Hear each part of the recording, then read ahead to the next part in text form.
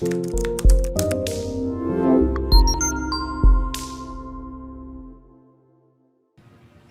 is Valerie Van Booven with the Senior Care Industry Netcast, where leaders with 3 or more years of experience in the senior care industry share their advice. So let's get to it. In a few sentences, tell us who you are and what you do. Well, thank you, Valerie, for the opportunity to be here. I really do appreciate it. My name is Lisa Rehburg. I'm president of Rayburg Life Insurance Settlements, and I do something that I think most of your listeners have no idea about. We help clients who no longer want or need their life insurance policies sell them for cash. And just real briefly, 500,000 seniors a year will lapse their policies and they'll just basically throw them away. We help them get money for those policies. Very nice. So let me ask you this. So if, wait, I don't want to get into too much depth here on how this all works. But if I have $1 million life insurance policy and I need to use that money maybe for something else and it's a term policy, I can potentially sell it to you and get the cash out of that to pay for care or whatever I need to pay for. And then you guys become the owner and beneficiaries of that policy, right? Or you or someone there. Yes, somebody else does, right. So there are investor groups buying these policies.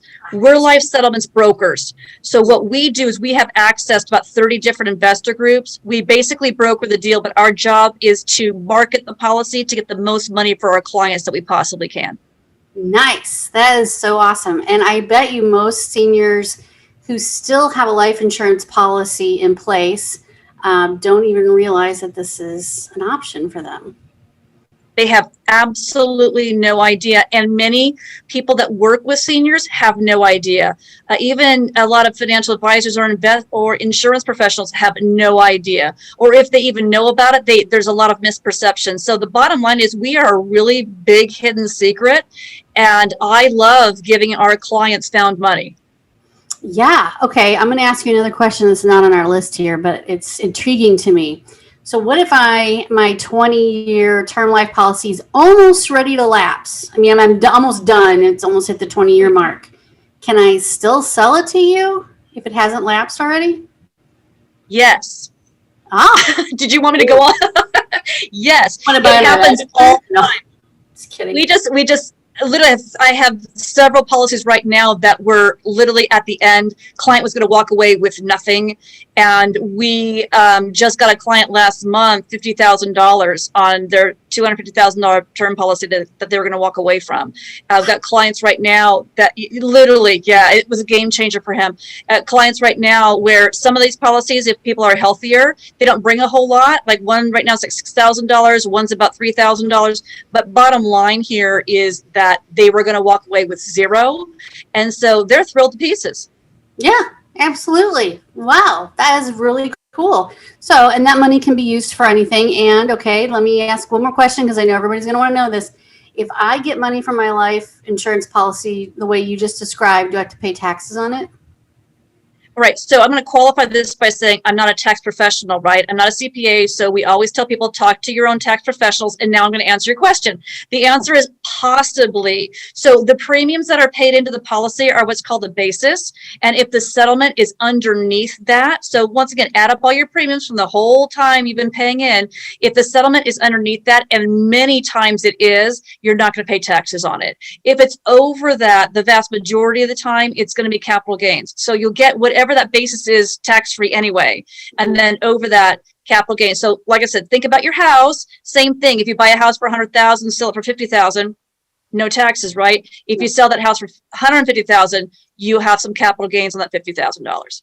Yes, perfect. Okay, makes a lot of sense. All right, that answers. I'm sure there are more questions than this, and you get them all the time. But we're going to keep going here with our interview because I'm totally fascinated by life settlements. All right, what is the best thing about serving aging adults? We just talked about it. We help clients find money from an asset they don't know they have. It literally is found money. And so how much fun is that, right? That's totally fun. And I mean, I can't imagine the number of people who are like, oh my gosh, you are kidding me. I totally have a life insurance policy come to term, even though you get a couple $1,000 out of it, it's better than nothing. So yeah, awesome. Exactly. And the fact that they can use this for care. I mean, I know that some of the amounts aren't that big, but for those folks who are getting a big amount of money or enough to pay for care for a few years or even a few months is better than out of pocket. So that's really awesome. That's exactly it. So we just sold a $150,000 policy of a woman who's in her 60s. She does have MS and she knows she's going to need care, right? Not right this second, but it's going to be around the corner pretty fast. And we got her $25,000. That can go a decent amount of ways, right? To help pay for someone's care. I've just sold a $400,000 policy for $250,000. That is going to be used for care. So they're just repurposing an asset that they don't know they have into what could help them be more comfortable today. Yeah, that's great. That's great news. It sounds to me, this may be also, I'm gleaning this, I have no experience in this.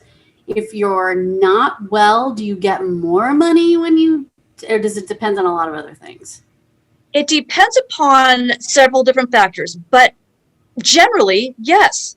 So we're kind of in a bizarro insurance world, right? Yeah. Where the more health impairment somebody has, the more valuable the policy. Because bluntly, the investor groups who buy these policies are going to be the new owner. They're going to pay the premium and they're going to be the beneficiary. So bluntly, the shorter someone's life expectancy, the sooner this investor group receives their return, the more money they're willing to pay for it. Okay, and it sounds horrible.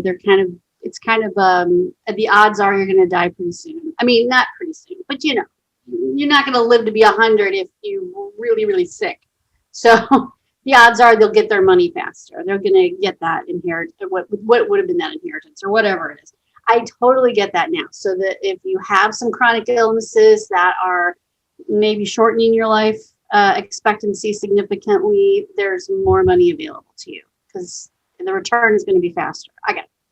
That makes a lot of sense too. All right. I would imagine that in your career and in your life, and maybe it has to do with just insurance in general or serving seniors, there have been people in your life who've been inspirations to you, or maybe organizations that you know just are doing a great job. Who would you like to talk about? I've been in the insurance business for 30 years, but life settlements has been my life for the past 5 years. So what has been inspirational to me are all the people who serve seniors. Everything from the healthcare workers to home healthcare people to assisted living to memory care to elder law attorneys and everyone, placement professionals, right? Everybody in between, because I'm missing a lot of people, but anyone in between that really supports the senior community to help them age well. Amazing, amazing people. But you're right, Alzheimer's associations, Parkinson's resource associations, all these wonderful organizations and associations here to support seniors. I've met so many of them, too many of them to name, but they all do a fantastic job. And frankly, they're all my heroes.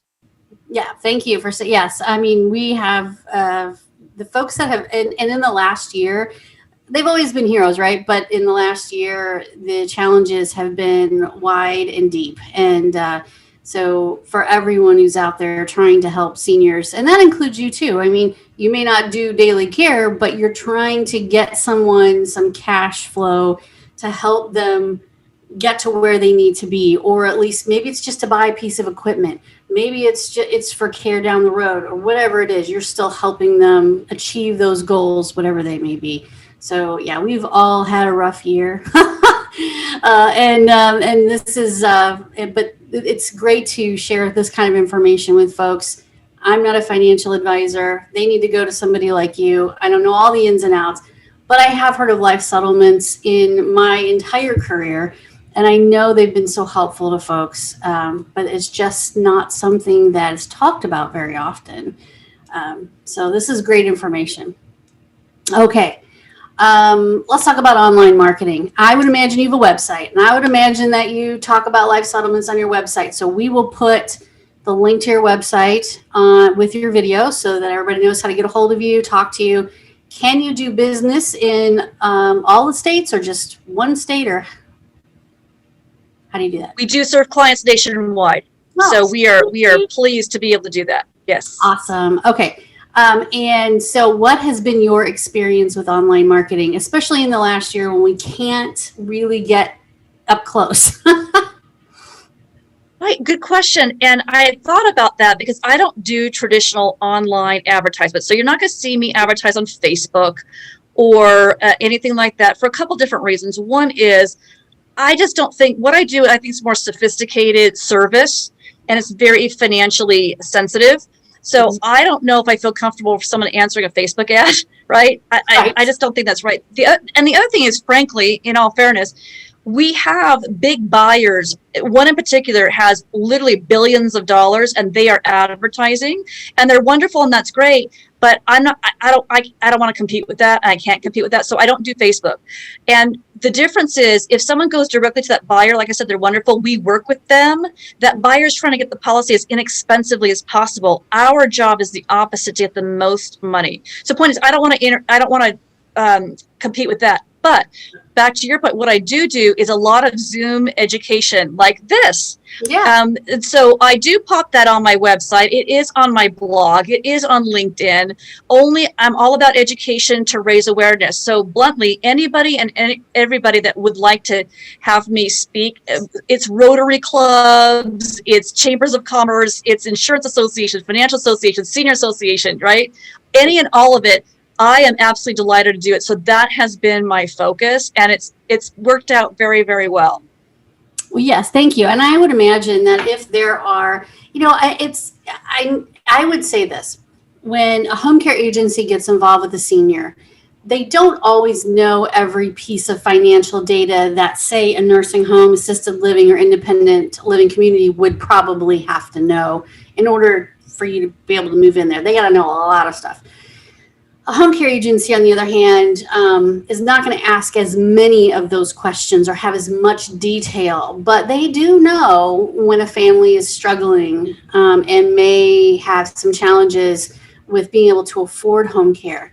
And I think it's important for folks like you to be introduced to home care agencies and care homes and folks that, can help. They don't have to educate the people themselves, but just to be able to introduce the topic and say, you know what, I know somebody that you could probably get an appointment with that would really explain this better than I can.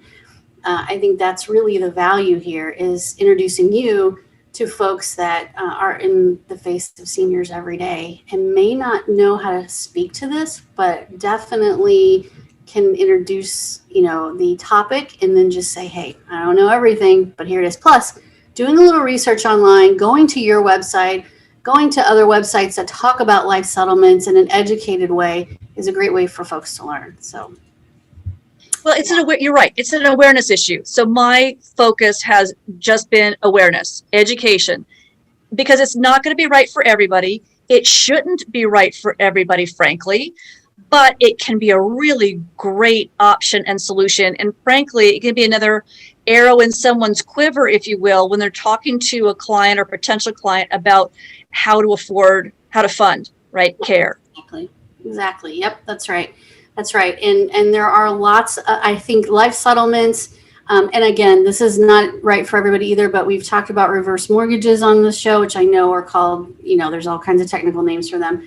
But I know in both those cases, for very different reasons, they can be very appropriate for the person. I can tell you, and this is not life settlement related, but if you're looking for, a different financial strategy or maybe thinking there might be something else that you could do.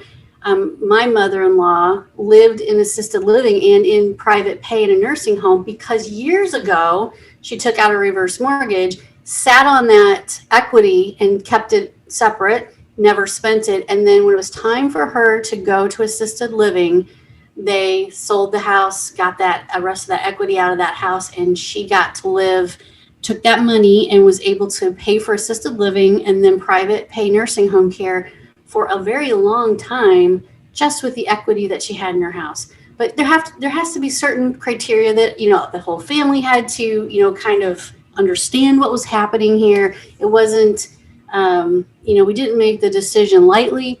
It was all about what needed to happen at the time. So anyway, Absolutely. there are creative financial strategies that can work for lots of different reasons. Absolutely. Yeah. So, okay, what piece of advice would you give to other senior care providers? Oh, I just think follow your passion. I mean, you can't tell that I'm excited about what I do, right? you you can't tell I'm passionate about what I do. Follow your passion and one step in front of the other, right? Keep going, keep going, keep going. It's basic. It's not hard. It's not, well, back up. It can be hard, but it's not anything that's mind blowing. It's not anything that's revolutionary here. It's the basics. But first, I think it starts off with love what you do, follow your passion. Yeah, absolutely. And yes, I'm an insurance geek. What can I tell you? Yeah, I know. Yeah, well, I'm a computer nerd, so we all have our little nerdy things, but I will tell you that it makes your life, your day, your willingness and your desire to help others so much more fun, and you feel so much more resilient when you're doing something you love, and it shows. It shows in how you treat your clients. It shows in how you handle your business. I mean, yeah, doing something you love is definitely important. All right, when you have a win in life or business, or just a great day, how do you like to celebrate? Well, I celebrate with my clients. They're so cute because they'll call me. I had a couple of them.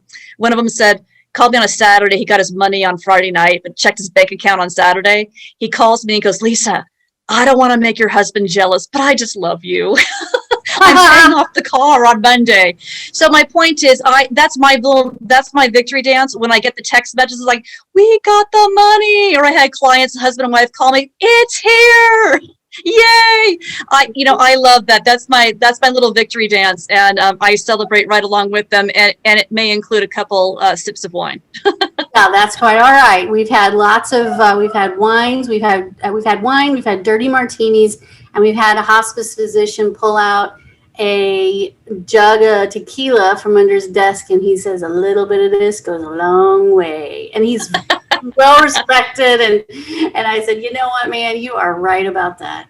So that's right. Whatever works for you. That's right. A little bit of wine is always okay. So thank you very much. And this has been great. I know it's short. There's so many questions that people are going to have about this. Is it right for me? Should I do this? What do I got to do? And so we're going to just refer them all on to you. But I appreciate you coming on here and explaining this, because as you know better than I do, this is something that people really don't know a whole lot about, or how it works. And we just don't see it that often. So thank you very much. Oh, I'm so grateful for the opportunity to be here to raise visibility for it. So thank you so much, Valerie. All right, thanks. We'll talk to you soon.